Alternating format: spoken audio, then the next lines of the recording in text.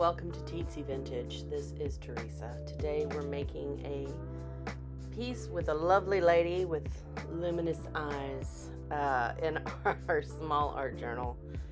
And I'm putting down some washi tape over here on the left page because I don't want any paint or other stuff to get on it, and hopefully keep it a little neater looking. Not that it really matters at the end of the day, but you know, I like my art journal to look the way I like it to look. I am looking here through my green bin of bits and bobs. I pull out a rose picture, and I'm kind of looking to see if I've got any die cuts or anything that would look cool with this image. I didn't really come across anything, and frankly, I was feeling a little too lazy to pull out the die cut machine and the die cuts and go through that whole rigmarole. That thing is heavy. So instead, I'm using a nice stencil. This one is from AALL and Create. I always want to just call it ALL and Create, but it's not. It's 2 A's and 2 L's. Kind of a deco-y looking stencil. I really like it. And today we're going with some pinks. I picked this pink. It's a Dina Wakley color called Blushing. And frankly, it's a little more towards coral than, you know, the delicate pink of the rose image that I pulled out of the paper bin. However, it's fine. It's just very vibrant. So it's definitely got a punch to it in reality. Here on the screen, it's not as bright. So, but in person, the pink is very pink. And I've just gone in and I've made 3 sections with the stencil here, because I kind of know that I want my focal point to kind of go in the middle right part of the page. I'm also framing out the page just to give it a nice pink border, and then I'm going to go in with a secondary color to take care of the rest of the white space. And I'm just using my cosmetic sponge, just zhuzhing a little here and there to give it a bit of a soft edge. I don't want anything to be too harsh. And again, that's a Dina Wakley paint. Those are a little bit heavier bodied than your regular craft paint.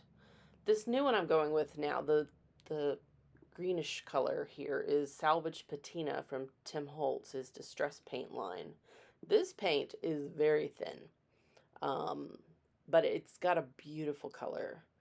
So it goes on really smoothly, and the pink peeks through underneath for anything that overlaps. But the sponge just kind of drank this paint up. I had to pour out some more.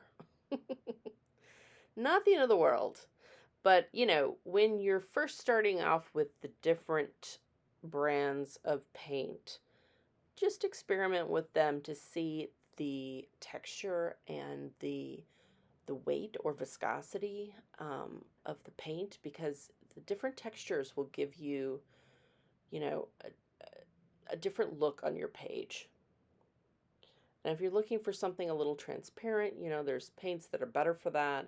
If you want more, you know, opaque coverage, there are different paints for that as well. So now I'm going to cut out this pretty vintage rose kind of off screen. I really apologize, y'all. I didn't realize I was off screen. But I'm going to do some fussy cutting here, which y'all know is just my favorite. No, not really.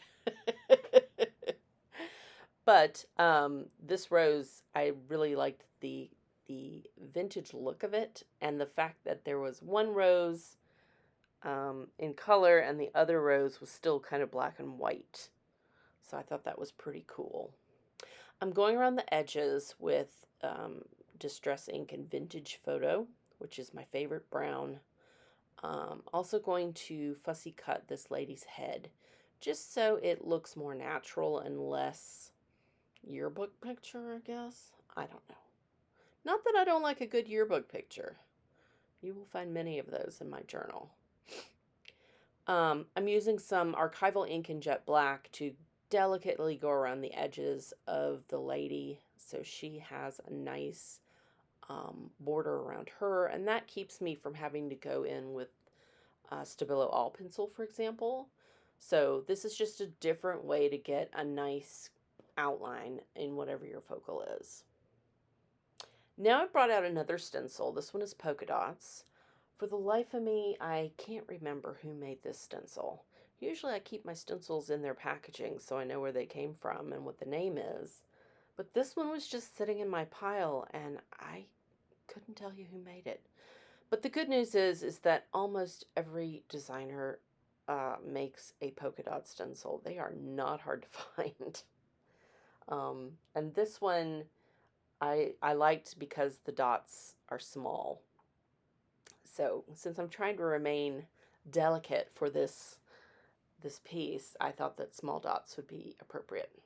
So now I'm back in the green bin and I'm trying to find something else.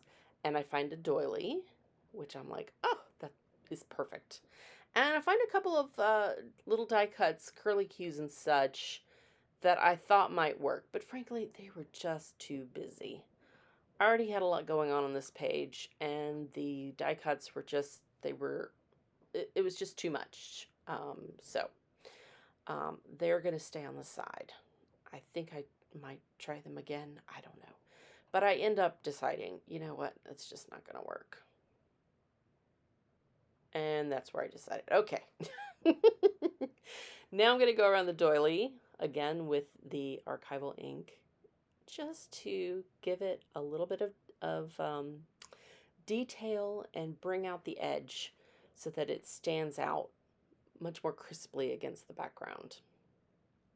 Oh, that blue hexagon, boy, that was a hot second of what if. No, we're not going to do that. That's some weird piece I cut off from a greeting card, I think, and there's a little leopard print bag that, I don't know. Anyway, I found a page of vintage postcards that I had printed out recently. Words are hard. Anyway, it was a great size. It was a small reproduction, and it fits perfectly. All right, it's gesso time.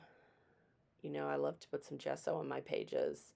I'm just reusing the same cosmetic sponge with the blue since I'm going to go over the blue anyway. This will make it a little bit easier to blend. I'm already blending with the paint that's still on the sponge with the gesso. So we get some nice little fluffy clouds. And basically what this is doing is pushing back visually some of this background. This is a pretty busy, loud background. I really want my focal point to stand out. So using the gesso helps me kind of mute the beautiful chaos going on in the back here. People are like, why do you cover up everything? Well, we're not covering everything. We're covering a piece of it. But I also don't want the background to be more, attention grabbing than the focal point. So that's why gesso is so helpful. Here I'm using my glue stick to make a mess. Duh, Teresa, there are holes in doilies.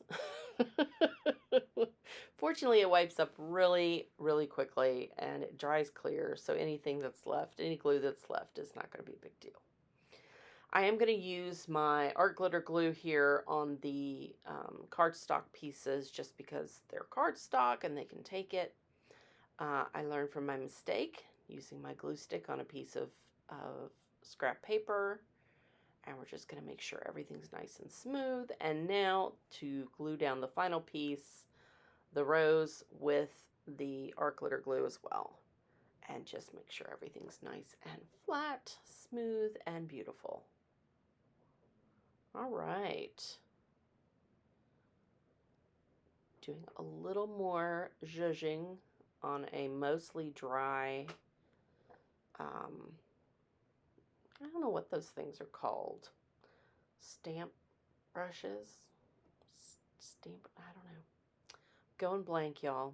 This comes with getting old. I pull out my Posca paint pen, but then I'm like, wait a minute. I think I need something else. So instead, I've got a Tim Holtz stamp with some script on it. And this comes from a Stampers Anonymous set that had mirrored text and numbers and script. So they actually are backwards when you stamp them, which is interesting.